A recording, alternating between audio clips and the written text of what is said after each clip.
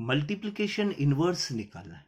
वैसे complex number का general form जो होता है वो होता है z is equal to x plus I y. तो हमें जो भी दिया हुआ है, जैसे उसने बोला है कि मल्टीप्लिकेशन इनवर्स निकालिए किसका, 4 माइनस 3 आएगा। तो 4 - 3 का मल्टीप्लिकेशन इनवर्स निकाल देते हैं। वो क्या आ गया, अच्छा तो ये आया 1/4 - 3 आया। आप अच्छा इसको जेड से रिप्रेजेंट भी कर देते हैं। अच्छा हमें पता है रेशनलाइजिंग द डिनोमिनेटर में ऐसा करते थे, है ना, 4 + 3 आए। अच्छा एक यहां पर पहली बार ये जो आया है इसका मैं आपको बता दूं कि अगर x प्लस आई वाई है और x माइनस आई वाई है तो उसका मल्टीपल क्या आता है, तो x plus I Y X minus I Y यानी a plus B A minus B. तो a प्लस बी का square A square minus B square, B अपना क्या है, आई वाई का स्क्वायर है। तो हमारे पास में ये क्या निकल के आया है, ये आ गया एक्स स्क्वायर, आई का स्क्वायर यानी माइनस माइनस माइनस प्लस और वाई स्क्वायर। कॉम्प्लेक्स नंबर में a plus B A minus b a square plus b square हो जाता है। यहां से ये पार्ट हमने सीखा और इसे हमने हाईलाइट भी कर लिया। कई बार लिखूंगा वैसे, है ना। तो मैंने यहां पर सॉल्व करते समय नीचे जो लिखा है डिनोमिनेटर में वो आ गया 4 स्क्वायर प्लस 3 स्क्वायर। हमेशा ऐसे ही करूंगा, a plus B A minus b is equal to a square plus b square. फिर कितना आ गया, 4 + 3 आया। मेरे पास जो आंसर आया वो आया 4 + 3i डिवाइडेड बाय 25। और इसे अगर मैं कॉम्प्लेक्स नंबर के फॉर्म में लिख दूं तो z इज इक्वल टू क्या हो जाएगा, 4/25 प्लस डिस्ट्रीब्यूट कर दिया 4/25 और 3/25 आई। ये पहला क्वेश्चन। दूसरा एक मल्टीप्लिकेशन इनवर्स हमें और दिया है, मैं कंटिन्यूस ऑर्डर में कर देता हूं। क्वेश्चन नंबर 12 है, उसने दिया है कि मल्टीप्लिकेशन इनवर्स निकालें और क्या निकालें, √5 + 3i का।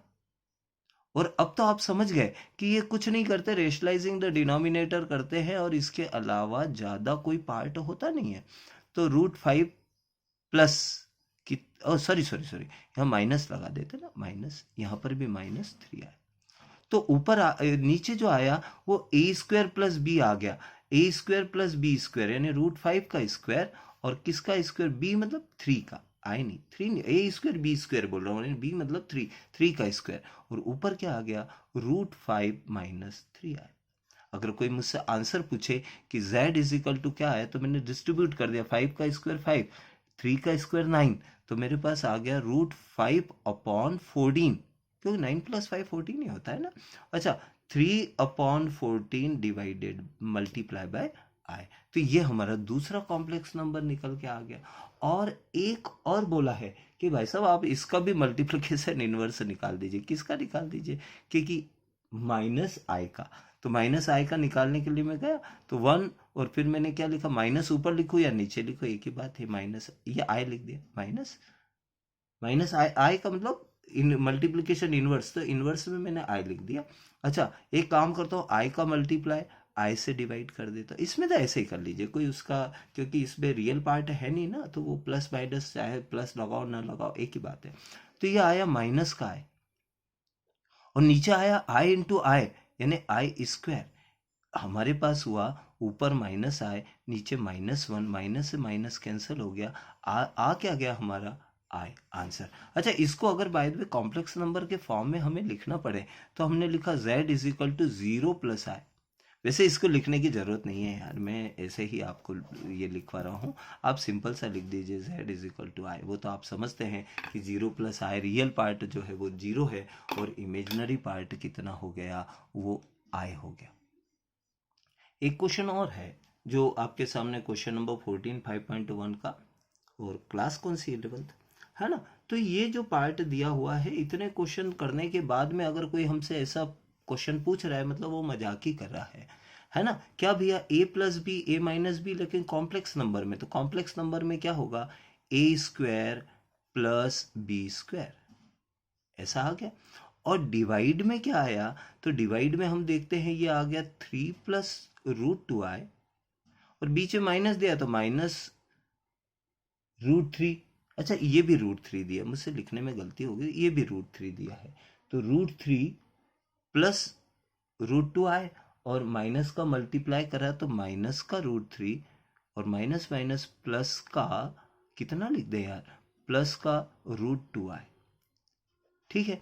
अच्छा इसी को आगे अगर बढ़ा दूं, है ना, इसी को आगे बढ़ा दूं, तो अगर आपसे मैं पूछूं तो ये कितना हो गया, 3 का स्क्वायर 9 + 5, 9 + 5 डिवाइडेड बाय, अच्छा ये √3 से √3 कैंसिल हो गया, ये आ गया √2 आए, √2 आए, यानी 1 कितना हो गया, 2 √2 आए। कभी कभी किसी बच्चे को यह परेशानी भी होती है, मैं जानता हूँ, √2 आए प्लस √2 आए उन्हें जोड़ने में परेशानी आती है, तो आप क्या करो, √2 आए कॉमन ले लो, तो यहाँ पर भी 1 बच गया, यहाँ पर भी 1 बच गया, तो 2 √2 आए होता है ना। आप में से कोई बच्चा जिसे आता होगा वो बोलता होगा सर ये किसको नहीं आता है, बहुत सारे बच्चों को हम जानते हैं जिसे कभी कभी परेशानी आ जाती है बेटा।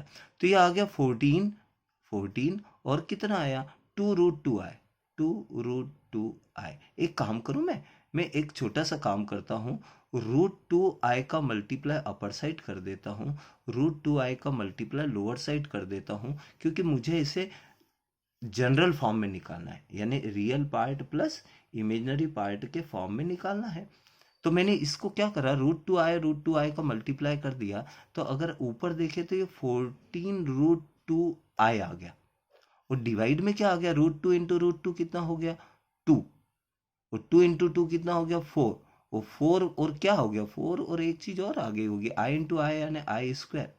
मेरे पास जो आंसर आ रहा है Z = वो रियल पार्ट तो कुछ आया नहीं यार, है ना, आई स्क्वायर यानी माइनस आ जाएगा, है ना, तो ये आया माइनस, और ये इसको काट दिया तो ये 2, और ये आ गया 7, तो मेरे पास आया 7 √2 आए डिवाइडेड बाई 2, ऐसा आंसर आ रहा है। यानी मेरे पास जो पार्ट आया है वो सिर्फ और सिर्फ इमेजिनरी पार्ट आया है, रियल पार्ट जो आ रहा है वो कितना आया है, 0।